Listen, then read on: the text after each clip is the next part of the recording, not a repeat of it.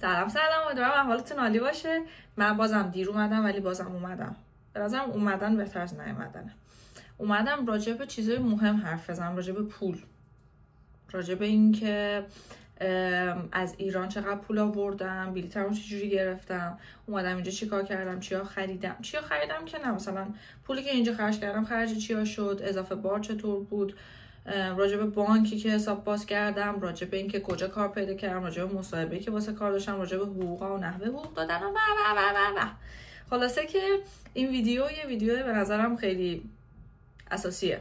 به نظرم امیدوارم سوتی ندم، لهجه هام بیرون نزنه، ولی اگرم زد دیگه خودتون ببخشین. طبق معمولم نوت برداری کردم که ببینم راجع به چی میخوام صحبت کنم. خب اول از همه شما فکر کنید دیگه من همه کارامو کردم، ویزامم 3-4 روز خدا رو شکر اومد و دیگه بعد میرفتم سراغ چی؟ سراغ خریدن بلیط و اینا. من بلیطمو زود گرفتم و کسایی که بلیطشون رو دیر گرفتن خیلی گرون‌تر گرفتن. پس این نکته یادتون باشه که باید بلیطتون رو زود بگیرید.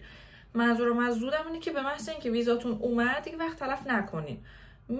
یکم واقعا تو همه این پروسه ها حال روحیتون ممکنه بالا پایین بشه، همه رو درک میکنم چون خودم هم تو این جایگاه بودم، ولی با هم حال روحی بد و خوب هر چی که دارین بعد کارتون رو واقعا پیش ببرین. پس به محض اینکه ویزاتون اومد به جای که سریع برنامه بچینین با همه خدافظی کنیم، به نظر من برین سراغ بلیط و اینا، چون واقعا گرون میشه و آدم دوست نداره الکی پول خرج کنه. ماشاءالله تو این راه هم که تا دلتون میخواد باید پول خرج کنیم. بگذاریم. من یه اشتباهی که کردم به هم گفتن، نمیدونم چرا گوش نکردم، نرفتم بیشتر تحقیق بکنم، یه دقیقه ریسک کردم و بی خیال شدم. به من گفتن که میتونم از ترکیش ایرلاین بلیط دانشجویی بگیرم با ویزایی که دارم. حالا بلیط دانشجویی قضیهش چیه؟ من دقیقا یادم نیستش که ارزون تر بود یا نه. این پوینتش یادمه که فکر میکنم ارزون ترم بود. پوینت اولش اینه که اضافه بار یعنی داشت، یعنی بار اضافه تر از اون چیزی که بلیط‌های عادی داشتن میتونستیم ببرین. این خیلی پوینت بزرگه خب برای دانشجو. میدونم گنجایش چمدونام یه حدیه، ولی باور کنید که شما هر چقدر ببرین تو فرودگاه باید همونطوری عروش بردارین، چون چیزی بود که خودم تجربه کردم. اضافه بارم واقعا گرونه و اینکه بستگی دارم کی برین. من که مثلا جنوری داشتم میرفتم کلی بوت و لباسای زمستونی داشتم بردم که همشون سنگین بودن، برای همین مجبور بودم از روش بردارم. اضافه بار خیلی گرون بود و خلاصه که یه سر به ترکیش ایرلاین هم بزنین ببینین بلیط روی ویزاتون چه جوری میده، بلیط دانشجویی و اینجور چیزا. شنیدم که آفرهای خوبی میذاره. این از این. عرضم به حضور گلتون که بگید خب خب ببینید شما وقتی میخوایم بیاین اینجا یه پولی باید بیارین دیگه. اون پولی که باید بیارین برای مثلا هزینه هر چند ماه زندگی که میتونین بیارین. من مثلا پول 1 ماه همو آوردم، 1.5 ماه شاید. فکر کنم من 2000 پوند، من 1500 پوند آوردم، 2000 پوند آوردم، بین 1500 تا 2000 پوند. یعنی مثلا نمیدونم چرا مثلا همینطوری به دست باد میسپره تمام چیزایی که توش بوده. یه 2 دقیقه نگه دار شاید به دردم خورد این اطلاعات. یادم میره، من واقعا خیلی زود فراموش میکنم. به خدا کلاس نیست الان، نه بگید کلاس میذارن، حافظم کلا حافظه قوی نیست، همین راحتی. خلاص من 1500 تا 2000 پوند با خودم آوردم که 500 تاش پوند چیز دلار مسافرتی بود که اونم الان قضیهشو میگم. شما فکر کنید مثلا من 1000 پوند آوردم با خودم دیگه. خب اون پوند رو من پوند دولتی گرفتم. من کم مونده بود رخت خواب پهن کنم دم صرافی یاران، جاتون خالی. صادقیه هم بود، مثلا ما خونمون خواجه عبدالله بود، این صادقیه بود.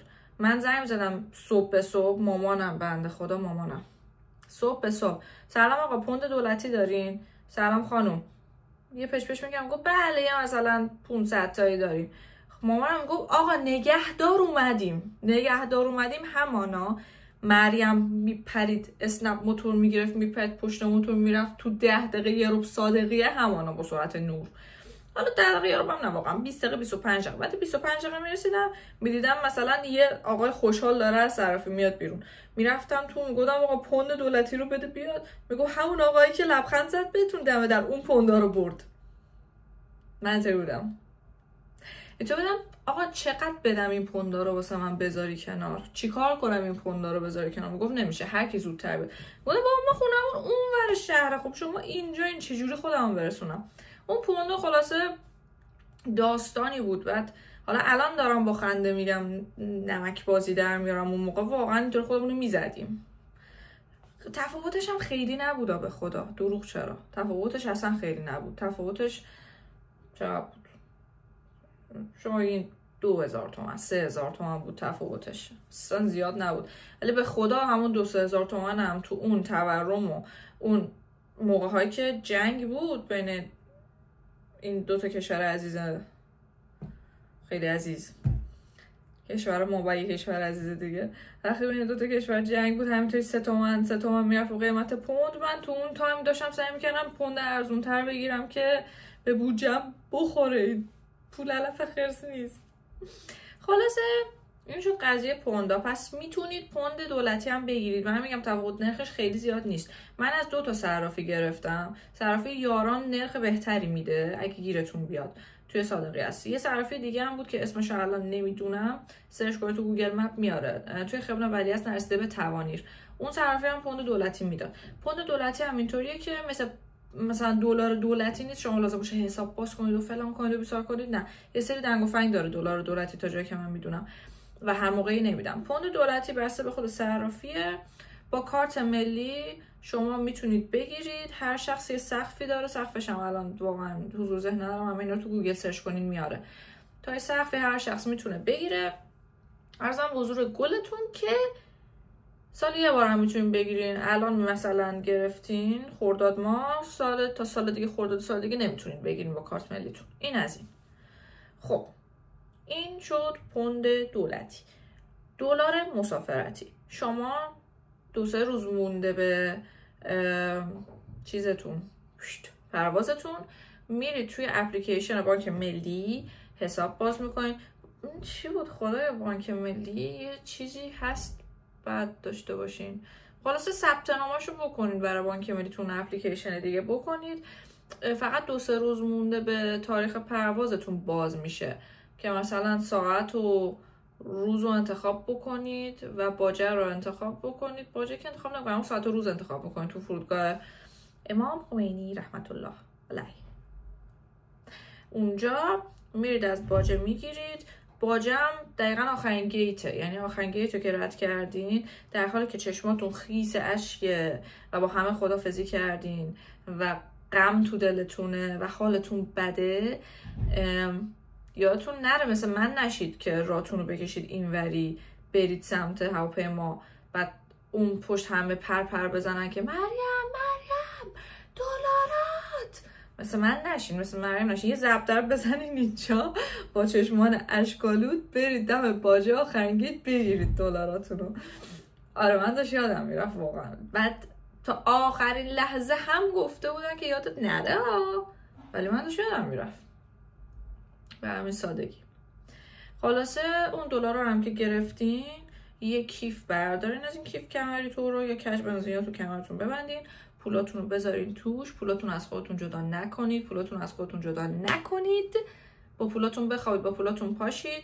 من میخواستم بیام فرودگاه گتویک که لندن اومدم، فرودگاه هیترو، اگه اسمش رو درست بگم، امیدوارم من تلفظا رو درست بگم، فرودگاه هیترو نرفتم به خاطر اینکه من بعد میمونم جنوب کشور، جنوب انگلیس، و از گتویک با یه قطار من میرسیدم جنوب انگلیس و نزدیکتر بود. هیترو وسط لندن بود، وسط که نه ولی خیلی فاصله داشت. من بعد مثلا یه تاکسی سوار میشدم، با اتوبوس میومدم، یه تاکسی سوار میشدم میرسیدم به قطار، با قطار میومدم. خلاص من اومدم گتویک و من از فرودگاه تو ترکیه، فرودگاه استانبول اگه اشتباه نکنم استانبول بود، تا پرواز بعدیم که انگلیس باشه 6-7 ساعت 5 ساعت معطلی داشتم. اون 5 ساعت رو من خوابیدم تو فرودگاه نشسته، ولی خدا میدونه این کیفامو من چه جوری چسبیده بودم، چون اگه اینو میرفتن من به بر میگشتم. پس کیفاتونو بچسبید تو رو خدا، چون دوزی و اینا شنیدم که هست، خوب هست. خب از اینا که بگذریم، دلار مسافرتی رو گفتم، بلیتم گفتم. آره دیگه، میرید تو اون ATM تورا کد وارد میکنید، کد بهتون SMS میشه یا تو اپلیکیشن هم میاد. بعد پوند دلاراتون و دلار مسافرتی رو میده بیرون میگیرید. بعد اضافه بارم که گفتم سعی کنید نداشته باشین. بعد میرسیم مثلا به بلیت قطار و اینا. شما وقتی میرسین خب مسلما خیلی لندن نیستم، میخوان جای دیگه برن، اگه بخوام قطار بگیرین و اینا با پول نقد میتونین بگیرین. من فکر می‌کنم حتما باید کارت باشه، ولی اینطوری نیست. استرس اینو نداشته باشین، دستگاه دارن قشنگ پول نقدتون رو میدین بهش، یا حتی سکه هم قبول میکنه و بعد میخرید بلیت قطارتون رو دیگه. هولم نکنید، اوکیه. شما وقتی میرسین اینجا، اصلا دوست ندارم واقعا روزا رو مرور کنم، خیلی روز سختی بودم ولی الان دارم مرور میکنم. شما وقتی میرسین اینجا 3 تا چمدون دارین. واقعا میدونم اول اینکه امیدوارم واسه هر کسی که از صمیم قلب میخواد این اتفاق بیفته و هر چیزی که دوست داره برسه، حتی اگه اون چیز مهاجرت باشه.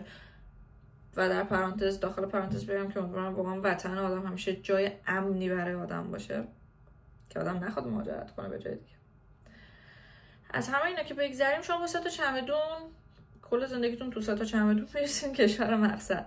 کشون اینا رو میبرین و میرسیم به خوابگاهتون، خونه‌تون، هر چی که هست. ببینید شما نمیتونید اوبر بگیرید. اگر آشنایی دارید خارج از ایران، به محض اینکه رسیدید تو فرودگاه مثلا میتونید یه سیم کارت بخرید. کاری که من کردم، یه سیم کارت بخرید، یکم گرونتر مسلما میشه ولی بهتر از هیچیه. توی قطارها که همه خب داره، توی قطارها اینترنت همه هست، میتونید رو گوگل مپ سرچ کنید کجایید، کی میرسید، چجوری میرسید. سیم کارت میتونید بگیرید. به مثلا اینکه سیم کارت گرفتید یا به وای فای وصل شدید، خود فرودگاه هم وای فای داره. مثلا اپلیکیشن اوبر اینا رو که ریختید، کارت اد کنید بهش. کارت اگه آشناتون اینجا هستن اد کنید بهش، چون پول نقد قبول نمیکنن. تاکسی پول نقد قبول میکنن ولی حواستون باشه که نرخ زیاد ازتون نگیرن، از چند تا تاکسی بپرسین. ببینید من میدونم شما وقتی میرسین خسته این، میدونم حالا رویتون ممکنه بد باشه، دلتون مثل خونتون تنگ میشه، قلبتون کنده شده، یه تیکه ازتون ایران جا مونده، همه اینا رو میدونم. ولی قضیه اینجاست که همه به من یه سری گوش زدا میکردن که من خودم گوش نکردم خیلی، که اگه مثلا برگردم عقب اینا رو اصلاح میکنم. واسه همین دوست دارم بگم به شما که اگه تونستین حداقل شما بیشتر از من یکم حواستون جمع باشه. نمیخوام بگم 100% نکنید اشتباه ها رو، آدم جایز الخطاست، ولی خب شاید اینا رو من بگم برای شما بهتر بگذره. من که تاکسی اینا نگرفتم، از قطار تا خوابگاه هم در واقع 5 دقیقه 10 دقیقه بیشتر راه نبود. وقتی که رسیدم اینجا، خب اینجا هیچی نداشت، یه تخت بود فقط و من بعد خودم و تیکه پاره هامو جمع جور میکردم. من چون وسط زمستون رسیده بودم، بعد تیکه پاره هامو جمع جور میکردم و میرفتم به سمت نزدیکترین فروشگاه بزرگ که خب چی بگیرم، پتو، متکا، یه چیزی که گرمم کنه. من وقتی رسیدم خب 2 اتاق رو بهم تحویل دادن. چقدر بغض یا کریم شدم، جدیدم بغض یا کریم میشم، گلو درد میگیرم. من وقتی رسیدم 2 بهم خوابگاه رو تحویل دادن. انقدر خسته بودم و کم بوده خواب داشتم، چیزی 2-3 شب بود که نتونسته بودم خوب بخوابم. یه دل سیر خوابیدم با کاپشن روی همین تخت. همه چیزم واقعا وجدانن تمیز بود، آدمای نایس. یعنی حتی 2 که نه، اتاق به من زودتر تحویل دادن، اتاق به من 12 تحویل دادن. گفتن که تو خسته راهی، اتاق تمیز شده آماده است. کاش چتریام خوب باشه برای شفقا. گفتم اتاق آماده است، برو تو اتاق استراحت کن، دستشون هم درد نکنه. دیگه من تیکه پاره‌ام و بعد از اون خواب حسابی جمع جور کردم، رفتم خرید. رفتم به بزرگترین فروشگاه رسیدم، از اگه بازم تلفظش درست بگم. رفتم پتو متکا اینا برداشتم. مسئله ای که هست اینه که شما وقتی با پول ایران تبدیل میکنید، یه سری چیزا واقعا اینجا ارزونن، همونطور که یه سری چیزا واقعا گرونن به پول ایران. مثلا عطر و اینا به پول ایران گرونه، که حتی خود عطرم ایران هم گرونه. مثلا وسایل برقی به پول ایران خیلی ارزونه اینجا. مثلا پتو، متکا، اینا همه چیزای ارزونه. شما به پول ایران تبدیل میکنید، اولی که سعی کنید از همه چیز ارزون ترینشو بردارین. یعنی میان اینجا حالا من میدونم یه سری خب واقعا زندگی خیلی مرفهی تو ایران داشتن و پا میشن مهاجرت میکنن، این کار سختو انجام میدن. چون شما نمیدونید کی قراره کار پیدا کنید، سعی کنید از همه چیز ارزون ترینش رو بردارید. یکی اینکه شما دانشجویید، چه خوابگاه باشید، چه اتاق گرفته باشید، چه خونه گرفته باشید، به هر حال یه روزی میخواید موو کنید. یکی این. خب این مسائل رو شاید بخواید همشو نبرید، شاید بخواید بذارید اینجا کاری که خیلی از بچه‌ها کردن. دوم اینکه اینجا جنس‌های ارزونش هم خوبه، یعنی اصلا مثل ارزون‌های ایران نیست. اینجا جنس‌های ارزونش هم با کیفیته. فقط شاید اسم و رسم درست، یعنی درست درمون که نه، اسم و رسم اونقدر خفنی نداره مثل جنسایی که برندن. این از این. و بعد اینکه شما همون نمیدونید تا کی قراره با این پول سر کنید، پس سعی کنید یک چیزای نسسری رو واقعا بخرین، چیزی که واقعا ضروریه براتون. و دوم اینکه برندم خیلی نخرین. کارتون رو که اولش راه بندازین، بذارین جا بیافتین تو این کشور، پولا دستتون بیاد، سکه ها دستتون بیاد، نرخ ها دستتون بیاد، بعد هر چقدر دوست داشتین خرید کنین. موقع به نظرم این منطقی تره واقعا. خلاصه من اینا رو گرفتم، پول نقدم قبول میکردن دستگاهاشون. یکم اولش واقعا گیج میشیم واسه کار با دستگاهاشون که خیلی طبیعیه. اینا برای من البته اتفاق افتاد، شاید یه سریام زودتر اوکی بشن با سبک زندگی اینجا. خلاصه این از وسایل. پس وقتی به پول ایران تبدیل میکنیم مثل چیز ارزونه. وقتی شما با کار دانشجو اینجا کار میکنین، کار پارت تایم دانشجویی دارم میگم، کار جنرال، یکم واسهتون این وسایل گرون به نظر میاد، چون که واقعا با کار دانشجویی سخت زندگی میگذره. دروغ چرا؟ الان راجع به همه اینا مفصل صحبت میکنم. خلاصه این تا اینجا کار به نظرم. هزینه هایی که کردم، رفتم بانک حساب باز کردم. من بانک لویدز حساب باز کردم و بانک رولوت که مجازی کاملا، لویدز شعبه داره اینجا. من رفتم شعبهش حساب باز کردم، البته حساب آنلاین باز کردم. رفتم شعبه برای وریفیکیشن کد واسه اپلیکیشنش درخواست دادم و اینها.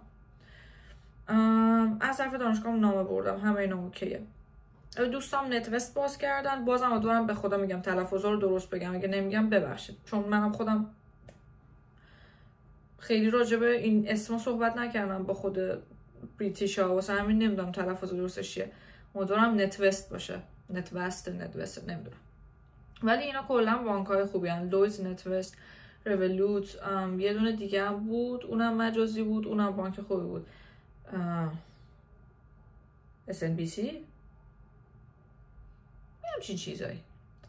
خلاصه بانک هست زیاده، یه پرسجوی ساده بکنین دستتون میاد، همه اینا اوکی ان. فقط اینکه مثلا میگم واسه کردیت اسکورتون خیلی حساب باز نکنین، همون به دوتا بسنده کنید، به دوتا بانک، که بعدن براتون وقتی میخواین شهروندی بگیرین و اینها مشکل ایجاد نکنه. تا اینجا بحث هزینه بود که شما برسید اینجا خریداتون رو بکنید. الان میخوام برم سراغ بحث کار. خب کار بنده چون خیلی آینده نگرم اصولا، تو ایران 3 ماه رفتم، 2 ماه یا 3 ماه رفتم شرکت از دوستام، باریستا شدم، یاد گرفتم، خدا خیرش بده، از همین راه دور براش دعا میکنم. خیلی نگران بودم که کار پیدا کنم یا نکنم. ببینید مثلا شهر کوچیکی دارم میام، من میدونم اینجا آدم زیاده، جمعیت زیاده، ولی اکثر جمعیتشون دانشجوان و اینکه خب شهر کوچیک لندن نیستش که مثلا میگم پایتخت کار ریخته، نه. واسه همین واقعا نگران بودم و منم یعنی منم با همون پولی که آورده بودم بعد سر میکردم و بعد میتونستم گیرم خودم عذاب بکشم بیرون. واقعا هزاران بار تو این راه به پول نیازمند شدم و میخوام بهتون بگم اگر بیشتر از اون 1500-2000 تا میتونید بیارید حتما با خودتون سیو میکنید. شما نمیدونید که قراره کار پیدا کنید. اینو بازم میگم. من باریستایی یاد گرفتم، باریستا شدم، یاد گرفتم قهوه سرو کنم و از این صحبت ها. اومدم اینجا. اول اینکه دانشگاه یه سری ایونت میذاره اصولا برای بچه‌ها، ایونت کاریابی و اینجور چیزا. تو اون ایونت ها توضیح میده که مثلا ما کریر سنترمون اینطوریه که یه سری اونجا نشستن، شما میتونید نوبت رزرو کنید، برید مصاحبه باشون بگیرید، تمرین کنید. من رفتم تو وبسایت کریر دانشگاهمون ثبت نام کردم، هر روز برای من ایمیل شغل جدید رو میفرسته. از این فعالیت ها میتونید بکنید، با بچه ها دوست بشید، از بچه ها بپرسید کجا کار میکنن، چه جوری کار میکنن، میتونن شما رو معرفی کنن یا نه. بچه ها واقعا خوبن، این کامیونیتی ها واقعا خوبن دیگه. شما میتونید یه کاری دست و پا کنید از اینا واسه خودتون. و خب سایت ایندید و سایت لینکدین هم هست. لینکدین میشه برای کار تخصصی تا جایی که من دیدم. من بیشتر ایندید تونستم کار نگاه کنم و در واقع رزومه بفرستم. و من پیرو اون باریستایی که شده بودم اینجا یه بار رفتم استارباکس مصاحبه دادم که الان ریز میگم دقیقا چه جوری حتی مصاحبه شد. من اولین کارم تقریبا توی یه ویب شاپ بود. داخل پرانتز بگم اگر آشناهام دارن این رو میبینن، من بهشون گفته بودم سوپرمارکت، چون که ویب شاپ همون سیگار الکترونیک خودمون خیلی مرسوم نیست تو ایران و کار قشنگی شاید اصلا به نظر نیاد، ولی خب اینجا خیلی چیز رایجیه. اینجا همه ویپ میکشن، همه. من نه، من ورزشکارم، نه من ویپ نمیکشم، ولی اینجا همه ویپ میکشن و خیلی مرسومه. حتی مثلا بچه‌ها خدا میکنن مثلا 18 سالگی برسن ویپ بکشن. و من اولین شغلی که پیدا کردم تو ویب شاپ بود، ولی به بعضی گفتم سوپرمارکت. ببخشید دیگه نمیخواستم قضاوتم کنین، مجبور بودم بگم سوپرمارکت. خلاصه زودم واقعا پیدا شد. دست یکی از دوستام اینجا درد نکنه اون معرفی کرد، خدا خیرش بده، دعای خیرم پشت سر اونم هست. بعد ولی خب ویب شاپ جمع کرد، ویب شاپ برشکست شد. نه بخوام رو راست باشم، اینجا قانون فروش ویب های یک بار مصرف دیسپوزبل، یعنی گفتن که نمیتونین بفروشین قانونشو، یعنی قانون سفت و سخت اومد که یک مصرف رو نمیتونین بفروشین از این ویب های باید بفروشین که با مایع پر میشه. واسه همین مغازه ویب شاپ جمع کرد. حالا من حین که ویب شاپ کار میکردم، چون خیلی کم بهم پول میداد، رفتم مصاحبه استارباکس. گفتم من باریستام فلانم بیسارم. استارباکس هم مصاحبهش برای من خب اولش خیلی سخت بود. اولش که نه، کلا این مصاحبه برای من خیلی سخت بود. چرا؟ یکی اینکه اولین مصاحبه کار جنرالم بود، دوم که همشون بریتیش بودن و من واقعا با لهجه بریتیش هنوز هم اون موقع آشنایی خیلی نداشتم. ببینیم من الان 5 ماه اینجا، میتونم به جرئت بگم از وقتی رفتم تو کار دومم بهتر و بهتر شدم، از بس با بریتیش رو بیشتر صحبت کردم. مثلا تو مصاحبه من که 3 ساعت بود. اینجا مصاحبه کار جنرال خیلی جالبه، تایمش خیلی طولانیه. گروهمون کردن، یه سری سوال میدادن، بعد میگفتن هم فکری کنیم بنویسیم، بعد میومدن بالا سر میزای ما نوت برداری میکردن که مثلا کی بیشتر صحبت میکنه، کی فعال‌تره، کی بیساره. بعد مثلا ازم می‌خواستن بفروشیم، مثلا ما رو توی سری سناریو و موقعیت‌ها قرار میدادن، میگفتن خب حالا بگو مثلا من یه مشتری عصبی ام، نقش مشتری عصبی بازی میکردم، گفتن آرومم کن فلان، از این صحبت‌ها. این شد که 3 ساعت طول کشید استارباکس. من دارم مرور میکنم که چرا ردم کردم، فکر میکنم خودم بدونم. یه سوال پرسیدن، بگم بخندیم یکم.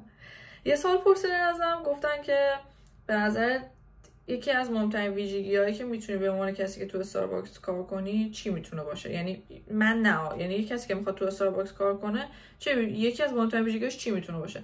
گفتم دیدم هیچی نمونده، بچه‌ها همه رو گفته بودن. گفتم خوشگلی، آراستگی، آرایش قشنگ. گفتن جان؟ گفتم بله، صبح به صبح شما باید یه آرایش قشنگ بکنی عزیزم، ویترین مهمه. شما لباس قشنگ بپوشی، آرایش قشنگ بکنی، موهاتو قشنگ درست کنی، ویترین استارباکس رو حفظ کنی، یکی میاد ببینته دستن گل از گلش بشکافه، همچنین موهاتو مبهوتت بشه، یادش بره قهوه سفارش بده. اون کسی که داشتن از من مصاحبه میگفتن اینطوری بودن. جان اوکی، یه چیزی نوشتم، ولی فکر کنم همون چیزی که رو کاغذ نوشتم بودش که اینو قبول نکنین، این تو باغ نیست. شوخی میکنم، نمیدونم، ولی واقعا از جوابم تعجب کردم، نمیدونم، انشالله که خیره، خیریتی تو کار بوده. خلاص استارباکس من قبول نکرد، ویب شاپ هم جمع کرد. من تو همین کریر دانشگاه گشتم و واقعا فرایند رزومه فرستادن واسه اینا هزاران ساعت طول میکشه. یعنی شما یه کار میخواین اپلای کنین، من مثلا یه برند دیگه داریم کوستا، اینجا کوستا قهوه میده مثل استارباکس دقیقا. ببینید تو سایت میخواین خودتون معرفی کنین، ساین اپ کنین، واسه این شغل اقدام کنید، 2 ساعتتون رفته. بعد فکر کنید لابلای اون حجم از درس کلی کلاس دارین، حالا تو این هیری ویری بعد بشینین کلی هم رزومه بدین. 2 ساعت از بس سوال میپرسن، آزمون دارن، شاید باورتون نشه آزمون دارن. خلاصه من چند تا شغل دیگرم چیز کردم، اقدام کردم. یکی از این شغل میوزیم بود، رویال نیوی میوزیم، تیم ممبر میخواستم، واسه اینم اقدام کردم. گذشت به من زنگ زدن، گفتم پاشین بیاین مصاحبه. من رفتم خوندم سوالایی که ممکن بود از من بپرسن رو با چت جی پی تی جواب آماده کردم و یه سری سوالام برای من ایمیل کردن، گفتم ممکنه ازت این سوالا رو بپرسیم، آماده باش براش. من سوالا رو با چت جی پی تی چک کردم، سوالای بیشترم حتی آماده شدم، کار کردم. یه در مثلا 1 ساعت پاشدم رفتم مصاحبه باز به همون صورت، گروهی 3 ساعته، سناریویی. گفتن به ما مثلا این سناریو افتاد که فکر کنین میخواین این تیکت رو بفروشین، منو متقاعد کنین که التیمیت اکسپلورر تیکت رو بخرم، وان اترکشن تیکت نخرم دیگه. ما گفتیم آقا مثلا این التیمیت اکسپلورر تیکت هاربر تور داره، مثلا valid for a year، پاشو بیا، مثلا همه اترکشن ها رو میتونی ببینی، میتونی اصلا هر چند بار خواستی بیا. مری روز مثلا اترکشنمون بعد به شانس 3 بار دیدن بدی، انقدر قشنگ از این صحبت ها. و خب دروغ چرا، من زبانم واقعا سطح خوبیه فکر میکنم، اینطور که از بقیه میشنوم میگن سطح زبانت خوبه. هیچ توپقی نزدم، با اینکه خدای استرس بودم در اون لحظه ها. و شما فکر کنید توی یک جمعی هستین که همه بریتیشن، همه، و شما تنها اینترنشنالین. هم برای استارباکس برای من این اتفاق افتاد، تو استارباکس فقط یک هندی بود، هم برای موزه که موزه حتی اون یه هندی هم نبود، همشون بریتیش بودن و خب لهجه ها در حد خدا. من دادم این 3 ساعت رو، متقاعدشون کردم، هرچی گفتم من هستم. گفتن توی یه شهر دیگه کار داریم، مثلا شهر نیم ساعتیه اینجاست. گفتم من هیچ مشکلی ندارم، فقط منو استخدام کنید لطفا، من میخوام این کارو. کلی سوال جواب دیگه هم کردن که مثلا تو شرایط بحران چی کار میکنی، اگه کلی صف مشتری ببینی چی کار میکنی. من همه رو جواب دادم و به من زنگ زدن بعد 3 هفته 2 هفته، گفتن تو استخدامی.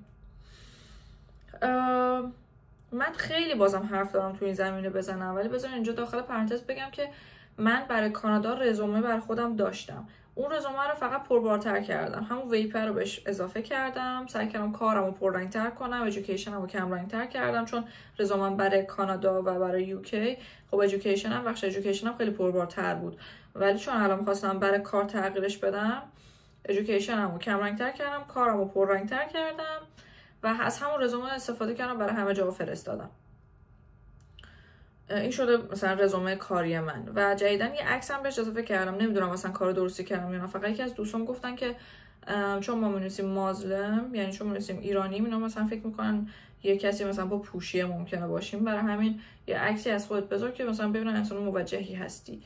یعنی موجه منظورم حالا بد برداشت نشه، یعنی ببینن که چه شکلی هستی دیگه، یه ذهنیتی ازت داشته باشن. برای من هم یه عکس اضافه کردم، نه که واقعا با پوشی و اینها مشکلی داشته باشه، فقط اینجا همه جور اقشاری از جامعه هستن، فقط من گذاشتم که بگم من اینم. اگر حتی انتظار پوشی از من دارین نداشته باشین، اگر انتظار بی‌حجابی بیشتر دارین هم نداشته باشین، من همینم دیگه، اینی که هست، یه دختر موی فره فیلان بیسار. واقعا چقدر سخت صحبت جلو دوربین، به خدا بعضی وقتا که میخوام یه چیزی رو واضح بیان کنم، فقط اینطورم که نکنم مثلا بد برداشته، اینو بیشتر حس میکنم که خیلی سخته بی جهت بخوام صحبت کنم، تسلیم و بی جهت، و اینطورم که تو رو خدا بد برداشت نکنم. من هیچ منظور خاصی ندارم، قصد خاصی هم ندارم، فقط اون کاری که خودم کردم رو دارم میگم دیگه، همینی که هست. خب سایتارم گفتم، ویب شاپو گفتم، باریستارم گفتم، موزه و مصاحبه‌شم گفتم. بله، پس شما از طریق ایونت ها، اون سایت ها، دوستاتون میتونید اینجا کار پیدا کنید. خب ببینید، بحث پول، من دوست نداشتم خیلی راجع به این بخشی که الان میخوام حرف بزنم، چون همیشه دوست دارم انسان مشوق باشم، همچنان هم الان هم میخوام تشویق کنم. البته ببینید، اگر میتونید به خودتون پول بیشتر بیارید، حتما این کار بکنید. اگه فکر میکنید یک ساپورتر از ایران یا هر جای دیگه دارید، حتما بهش رو بندازید، چون دانشجویی سخته. این که شما 4 ساعت در هفته 4 ساعت در روز بخواین کار کنین مجموعاً 20 ساعت تو هفته واقعا سخته، نمیرسه. یکی این که سعی کنید پول خوابگاهتون رو برای 1 سال حتما بدید، چون من الان برای 6 ماه دادم و نمیتونم توصیف کنم چه حجم استرسی رو با خودم دارم حمل میکنم که از اینجا به بعدش با خودمه و واقعا هم گرونه. یعنی من الان با پول کار دانشجوییم یه چیزی هلوشه، اگر شیفت به هم خوب بدن، الان اینها رو هم توضیح میدم، باورتون میشه اینا رو یادم رفت بگم، اینا رو الان راجع به کار توضیح میدم. اگر شیفت خوب بهم بدن من مثلا ماهی 800 پوند درآمد دارم، الان تابستون خوابگاه هم میشه ماهی 800 پوند و خب این استرس وارد میکنه بهتون. میدونین شما الان دانشجویید، بیاید اینجا بعد روی پایان‌نامه‌تون کار کنید، بعد امتحانا رو پاس کنید، امتحانا خودشون به زبان انگلیسی هن. خودش یک باری رو دوشتون، استادا جدیدن، حالا استادا جهتگیری دارن به عنوان دانشجوی اینترنشنال رو شما یا نه، حالا استاد خودشون نیتیون، لهجه‌های خودشون رو دارن، درس خودشون سنگینن، درس جدیدی ممکنه باشن، همه این فشارا روتون هست. کار باید پیدا کنین، خورد و خوراکتون با خودتون، غذا باید درست کنین، اتاقتون رو جمع کنید، تمیز باشه، با همه نایس باشید. ببینید اینا همش فشاره، همه چی جدیده، خیابونا جدیدن و خب فکر کنید شما یک فشار مالی که یک فشار خیلی سنگینی هم هست بخواید با خودتون حمل کنید، این عذابتون میده، من بهتون قول میدم. پس اگر واقعا میتونید 1 سال خوابگاهتون رو، محل سکونتتون رو تامین کنید از ایران، این کار بکنید که خیال خودتون راحت شه. این از این. مسئله بعدی اینه که اطرافیانتون رو آماده کنید که تو 1 سال کمکتون کنن. واقعا سخت میرسه، واقعا دارم میگم سخت میرسه، با کار دانشجوی پارت تایم سخت میرسه، برای اینکه شما بخواید غیرقانونی کشین هند فول تایم کار کنید که اون بحثش جداست، ریسکای خودشو داره واقعا.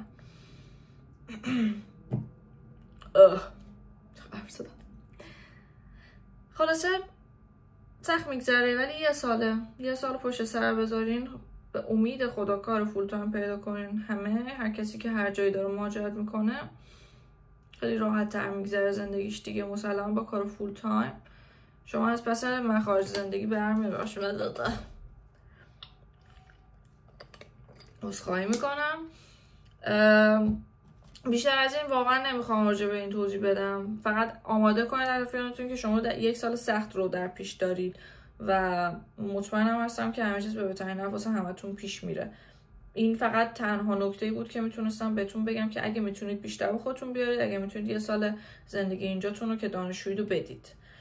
بعد از اینم شما یه پولی باید حدود 3000 پوند اگه اشتباه نکنم واسه تبدیل ویزای دانشجویی به ویزای گریجویت ویزا بدید که بتونید فول تایم کار کنید و دنبال کار با اسپانسری بگردید که اونم خوش یه هزینه‌ایه. ارزم به حضورتون که اگه اینجا واحدی رو بیافتیدم بعد پول بدید پاسش کنید، اینم هزینه‌ایه و واقعا هم سعی کنید نیافتید، سعی کنید نمره خوب بگیرید. من مطمئنم همه ایرانی‌ها پسش برمیاد، ما واقعا آدمای توانمندی هستیم در مقایسه با بقیه، حتی در مقایسه با خود کسایی که اینجا درس میخونن. اینو واقعا به چشم دیدم. و اینکه راجع به کار هم، کار جنرالی که من گرفتم، اول که گفتم 2 نوع کار داریم. یک کار کشین هند داریم که پول به حساب شما نمیریزن، پول نقد میدن، غیر قانونیه تقریبا که نه غیر قانونیه واقعا، و اگر کسی بفهمه شما رو لو بده واقعا ممکنه که دیپورتتون کنن و برگردید ایران، چون که روی چیز سختگیرن تا جایی که من فهمیدم. اون یکی کارهای دیگه شما مثلا به عنوان تیم ممبری چیزی جای استخدام میشید، قرارداد میبندن به عنوان مثلا یک کارمند موقت و اینکه به شما شیفت میدن. خب ببینید شیفتا متغیره. من فکر میکردم 20 ساعت در هفته‌مو پر میکنن اینا، ولی هر وقت به من نیاز داشته باشن منو فرا میخوانن.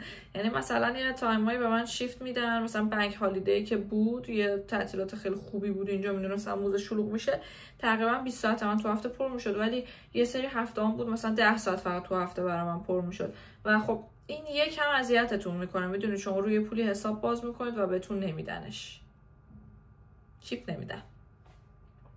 یکی این مسئله است. مسئله بعدی که بخوام بگم راجع به کار اینه که شما رو وقتی رو پیرول میذارن هر جا مثل که یه قانون داره. من اینو تازه فهمیدم.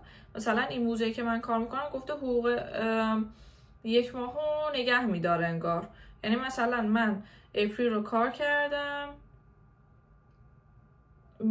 اپریل رو کار کردم 3 هفته، خب ته اپریل به من چیزی ندادن، گفتن 1 ماه کامل فعلا باید کار کنی بتونیم بدیم. می هم کار کردم، آخر می حقوق اپریل رو تازه به من دادن، در حالی که من منتظر 1 ماه و 3 هفته حقوق بودم و اینطوری بودم که بابا پولمو بدین. خلاصه که نگه داشتن. یعنی یه سری قانونام دارن، حتما وقتی میرین بخوان ازشون و بپرسین و هیچ مشکلی هم نداره راجع به پول اینجا حرف زدن. اینجا خیلی کلا همه روکن، هیچ بدی هم نداره. مثلا هر چقدر بعضی وقتا تو ایران کارفرماها بعدشون میومد راجع به مسائل مالی حرف بزنه، اینجا اصلا گارد نمیگیرن. بخواین که واسهتون مثلا چیز کنن، ساده سازی، پاک سازی، ساده انگاری کنن، شفاف سازی، بخواین که واسهتون شفاف سازی کنن. فارسی از من برفت، انگلیسی از من برفت، دارم بی زبون میشم. شفاف سازی میکنن واقعا واسهتون. اینا رو بپرسین که خودتون رویه پولی که قرار دستتون بیاد رو بدونین و بعدم که هر جایی هم که برین رو پیرول بذارنتون آخر ما حقوق میدن دیگه. سعی کنین مثلا یه سیوی داشته باشید که اون 1 ماهتون رو بگذرونین. اینا رو تماما میگم چون خودم واقعا تو گل موندم. مثل چی؟ خودتون میدونین مثل چی. و اینکه فکر نمی‌کنم چیز دیگه راجع به کار و پول بخوام بگم. راجع به پول میتونم بازم حرف بزنم، مثل پول مواد غذایی و اینها، ولی ترجیح میدم اونا رو مثلا یه ویدیویی بگیرم نشونتون بدم، مثلا با چقدر کار، چند ساعت کار کردن چیا میتونین بخرین. البته که هرچی واقعا ویدیوهاش هم زیاد تو یوتیوب هست، من خودم داشتم میومدم خیلی دیدم. دوست دارم مثلا بیشتر یه جدولی بهتون نشون بدم که ماهانه خودم چقدر مخارجم میشه، ولی اونم باید خودم ارزیابی کنم. خلاصه این از نکاتی بود که من میتونستم به شما بگم. فکر نمی‌کنم چیزی خدا رو شکر جا انداخته باشم، خیلی خوب همه رو پوشش دادم و اینکه امیدوارم ویدیو خوبی واسهتون بوده باشه. بازم سوالی داشتین بپرسین، بازم خیلی ببخشید که کامنت‌ها رو نشدم هنوز کامل جواب بدم، ولی واقعا سعی می‌کنم اینستاگرام هر کسی میاد سوالی داره حتما جواب بدم. در دسترس تره برام و اینکه همین. امیدوارم بهترین و نصیبتون بشه.